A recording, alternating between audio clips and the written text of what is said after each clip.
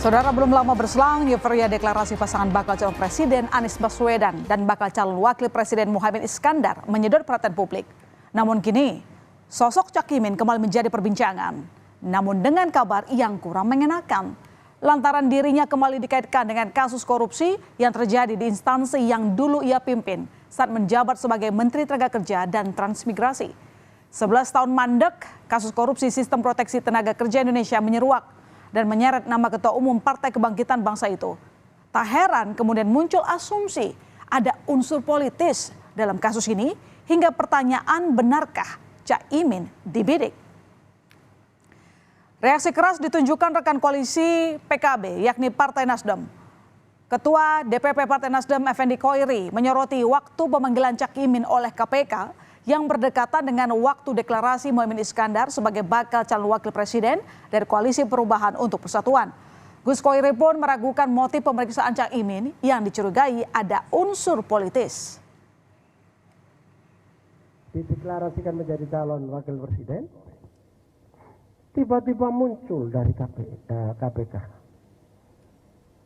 Terus kita yang waras, yang sehat walafiat, masa mengikuti begitu saja pikiran dari KPK? Tentu ada pikiran yang berbeda. Ini ada apa ini? Ini betul proses hukum atau ini politik? KPK betul menjadi alat penegak hukum dalam konteks pemberantasan korupsi atau dia menjadi alat politik? Menanggapi tudingan adanya kepentingan politik di balik pemanggilan Cak Imin dalam kasus korupsi sistem proteksi TKI, pihak KPK pun buka suara. Lembaga anti rasuah itu menjamin tidak ada nuansa politis dalam pemanggilan Ketua Umum Partai Kebangkitan Bangsa itu sebagai saksi kasus yang bergulir sejak tahun 2012. Surat pemanggilan Muhaimin Iskandar juga disebut keluar sebelum deklarasi pasangan bakal Capres-Cawapres Anies Muhaimin. Pemanggilan dan pemeriksaan saksi terhadap saksi atas nama Muhaimin Iskandar, anggota DPR RI untuk hadir hari ini ya, Selasa 5 September 2023. Dan perlu kami sampaikan, surat sudah disampaikan kepada yang bersangkutan, sudah diterima, surat pertanggal 31 Agustus 2023. Ini sekaligus menegaskan ya, sebagaimana kemarin kami sampaikan, jadi tidak ada kaitan sama sekali terhadap proses politik yang saat ini sedang berlangsung tersebut. Karena memang kami sudah mengagendakan tentunya jauh-jauh hari terkait dengan pemanggilan yang bersangkutan. Sementara itu menurut politikus PDI Perjuangan Deddy Yefrey Sitorus, langkah KPK ini rawan dicurigai sebagai upaya politisasi hukum. Ia bahkan menduga adanya peran seseorang yang berkuasa di balik pemanggilan Cak Imin. Kami sangat menyayangkan kalau ini bukan murni penegakan hukum. Kami tahu ada orang yang berkuasa yang terkait dengan penegakan hukum, ya, terutama di legislasi yang berdansa dengan kasus ini. Tidak ada kaitannya dengan PDI Perjuangan, tidak ada kaitannya dengan Pak Jokowi. Tidak tahu kenapa KPK justru pada saat-saat politis seperti ini mengambil tindakan. Tolong dijelaskan pada publik agar kepercayaan publik kepada KPK tidak hilang dan tidak menganggap KPK ini sebagai bagian dari penggunaan kekuasaan hukum untuk kepentingan-kepentingan politik. Sedangkan Menko Polhukam Mahfud MD menilai pemanggilan Muhaimin Iskandar oleh KPK bukanlah politisasi hukum. Mahfud juga bertutur bahwa diperiksanya Cak Imin yang saat itu menjabat sebagai Menteri Tenaga Kerja dan Transmigrasi tentang kasus yang berada di area wewenangnya adalah hal biasa. Oleh KPK ini bukan politisasi hukum, tetapi proses hukum biasa. Menurut saya politisasi hukum itu artinya menggunakan hukum sebagai alat politik untuk kepentingan politik. Sedangkan ini kasus ini kan sudah lama dan terjadi ketika Muhaimin menjadi Menteri Tenaga Kerja. Ya, tersangkanya sudah ada. Jadi karena ini proses hukum, jadi menjadi sambungan-sambungan Muhaimin itu. Sementara menyikapi pemanggilan dirinya yang dijadwalkan 5 September kemarin, Caimin tidak datang. Bukan tanpa sebab, ia memang telah menyampaikan kepada KPK bahwa dirinya berhalangan hadir dan kemudian diketahui menghadiri acara di Tanah Laut, Kalimantan Selatan. Ketua Umum Partai Kebangkitan Bangsa itu sempat menemui Wakil Bupati Tanah Laut dan beberapa tokoh agama pada Selasa siang. Namun kemudian langsung kembali ke Bandara Syamsuddin Nur di Banjarbaru dan batal menghadiri Gema Al-Quran dan MTQ Nasional ke-9 di Tanah Laut yang sebelumnya dijadwalkan akan dikunjunginya.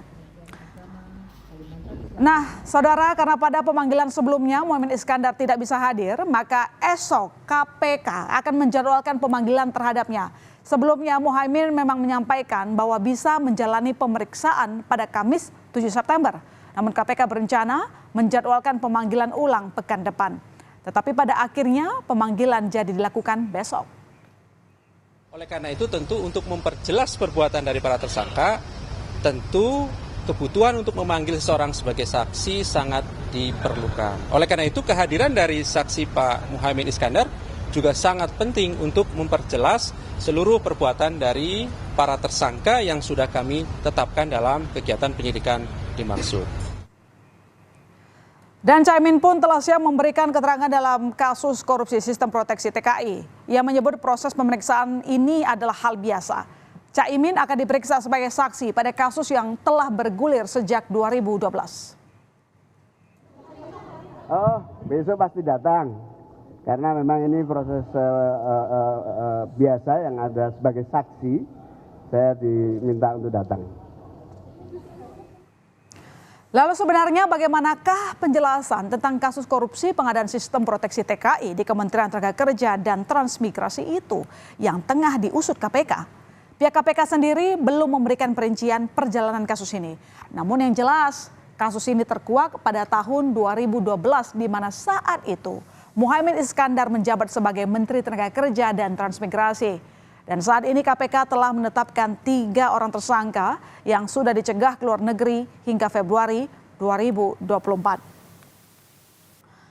Langkah KPK yang sepertinya berhenti sekian lama di tengah pengusutan kasus korupsi sistem proteksi TKI ini kemudian kembali terlihat dengan adanya penggeledahan di salah satu ruangan unit di Kementerian Ketenagakerjaan. Berdasarkan informasi sementara, penggeledahan dilakukan di 2 tempat, yaitu 1 unit ruangan kantor Kementerian Ketenagakerjaan dan rumah mewah di Bekasi Timur. Penggeledahan dilakukan selama 2 jam. Namun hingga saat ini KPK belum merilis hasil penggeledahan dan siapa saja tersangkanya. Datang ke salah satu unit di Kementerian Tenagakerja yang membidangi pekerjaan migran Indonesia. Kalau dulu kita kenal direktoratnya namanya PT KLN, dan mereka mungkin mencari informasi dan data, tapi secara pasti saya belum mengetahui secara detail. Mari kita lihat kembali bagaimana perjalanan kasus pengadaan sistem proteksi tenaga kerja Indonesia di Kementerian Tenagakerja dan Transmigrasi saat itu, saudara. Dan seperti kita tahu bahwa kasus yang bermula tahun 2012 ini sempat tak terdengar sekian lama hingga akhirnya mengejutkan publik di tahun ini karena berkaitan dengan sosok yang baru dideklarasikan sebagai bacawa pres Muhaimin Iskandar. Pengungkapan kasus ini semakin diperjelas dengan penggeledahan di Gedung A, Kementerian Ketenagakerjaan pada 21 Agustus 2023. Kemudian berlanjut dengan surat pemanggilan Caimin yang disebut KPK dikirim pada tanggal 31 Agustus 2023. Yang berarti sebelum deklarasi tanggal 2 September 2023. Nah, KPK pun menyampaikan hal ini untuk menepis tudingan bahwa pemanggilan seolah-olah sengaja dilakukan tak lama setelah deklarasi baca pres bacawa pres. Panggilan itu merupakan yang pertama untuk Caimin pada 5 September 2023 lalu, di mana kemudian dijadwalkan ulang menjadi besok. Dalam kasus ini, KPK telah menetapkan 3 tersangka, yakni 2 aparatur sipil negara dan 1 dari pihak swasta. Sekilas tentang sistem proteksi yang dipermasalahkan dalam hal ini, saudara, yakni merupakan sistem yang digunakan untuk pengelolaan data proteksi TKI, sehingga dapat dilakukan pengawasan dan pengendalian. Saudara, bukan sekali ini saja sosok Caimin dikait-kaitkan dengan kasus korupsi di kementerian yang dipimpinnya kala itu. Ia sebelumnya juga pernah disangkut pautkan dengan sebuah kasus korupsi yang sempat menyita perhatian publik pada tahun 2011 lalu, yakni kasus korupsi proyek program percepatan pembangunan infrastruktur daerah transmigrasi yang populer dengan sebutan skandal kasus kardus durian. Dan mungkin Anda bertanya-tanya, kenapa bawa-bawa kardus durian? Nah, pasalnya kasus itu terkuak setelah petugas KPK melakukan operasi tangkap tangan pada 2 pegawai Kementerian Ketenagakerjaan kala itu tahun 2012. Dalam penangkapan itu, KPK menyita uang senilai 1,5 miliar rupiah saudara yang disimpan dalam kardus durian. Nah, sudah jelas kan arti dibalik istilah itu.